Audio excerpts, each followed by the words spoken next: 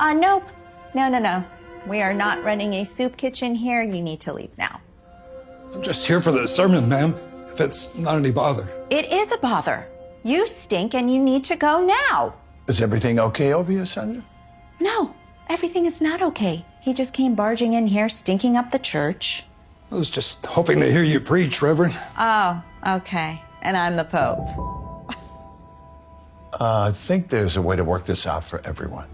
Don't tell me you're actually falling for this act, Reverend. Act? Just 2 weeks ago, the church down by Oak Ridge was vandalized and robbed by street thugs posing as worshipers. I'm telling you, this guy is nothing but trouble. Not looking to rob nobody. Sandra, this man has just as much of a right to be here as you do. Really? Did he donate thousands of dollars to help fix the church roof? Well, no, No, but... right. That was me and my friends. Oh, wait, I know. He helps organize the Christmas church parade every year. Wrong. Once again, that was me. Sandra. Don't Sandra me, Reverend.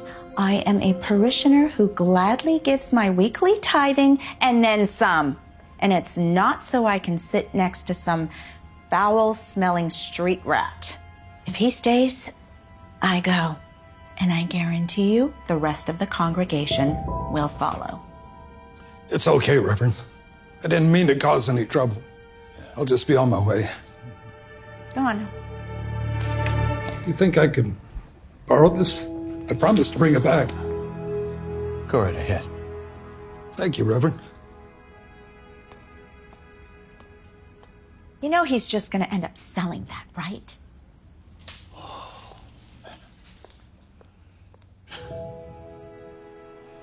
God bless you. God bless you. Thank you for coming. Spare some change. Spare some food. Get a job.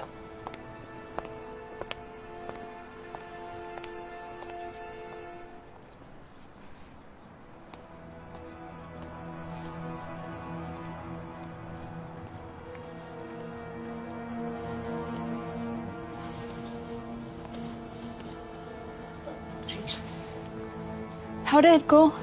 Did you get us some food? How about medicine? I'm sorry, everyone. I didn't get any food or supplies today. We appreciate you trying. But I didn't come back empty-handed. You said you wanted to hear a sermon. And by gosh, you're getting a sermon.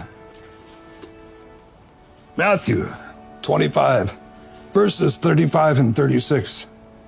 For I was hungry, and you gave me something to eat. For I was thirsty, and you gave me something to drink. I was a stranger, and you took me in. I needed clothes, and you clothed me. I was sick, and you looked after me. I was in prison. You came to visit me.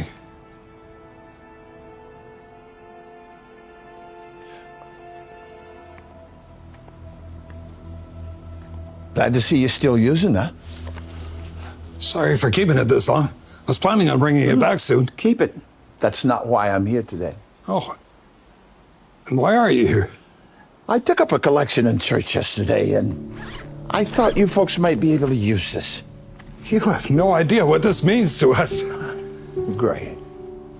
Everyone, help yourselves. It's quite the flock you have here. They're good people. Well, how did they all wind up down here? Lots of reasons. Jim lost his family to a car crash about 3 years ago. The accident left him with a bad leg. That meant he couldn't work in the warehouse anymore. Sarah's been here longer than me. She used to be addicted to pills. Messed her life up real bad. She lost everything and everyone. But with the help of the Lord above and a lot of support from the good folk right here, we got her through it. Good.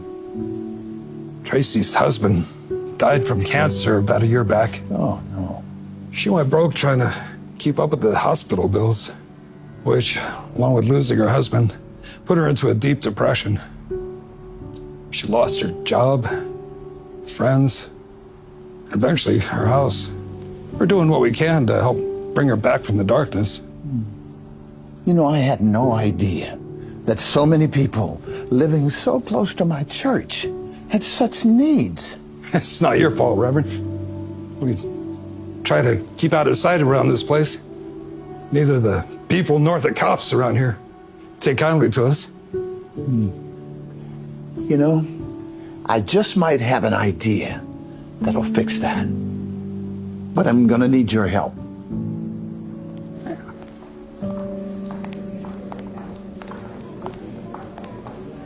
You! What are you doing here? I already explained to you last week that you can't be here. No, Sandra. These are my guests. What? You invited them? Why? Because it was the right thing to do. No, it's dangerous is what it is. No. These are good people. Just like you. And like you. They want to hear the word of the Lord. And who are we to deny them? This is outrageous, Reverend. What has gotten into you? A good friend of mine reminded me of Matthew 25:35. He said, "For I was hungry, and you gave me food. For I was thirsty, and you gave me something to drink. For I was a stranger, and you took me in." And that verse is about compassion for strangers in need. And I know this community has compassion. Just last week, I asked all of you to donate clothing, food, and medical supplies for those who are in need. And you happily delivered. So look around. These are all the people that your donations helped. But I ask, why should our charity and goodwill end here? We are able to donate food and clothing to these good people, but we can't share our pews with them.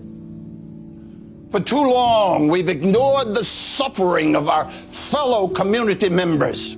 We've shunned them, forced them into the shadows, so that we can pretend that they don't exist. I say no more. Amen. We will no longer judge these people. We will not avoid them. We will embrace them and invite them into our house of worship. Come on, be good neighbors and introduce yourself to our latest parishioners. Make them welcome. Come on. Thank you, sir.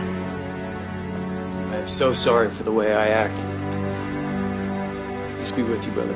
And also with you. Thank you.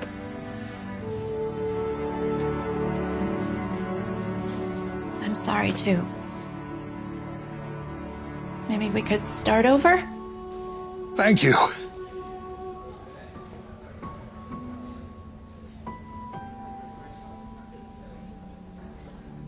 Thank you, Reverend, for all of this.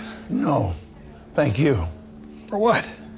for reminding me of why I became a pastor in the first place.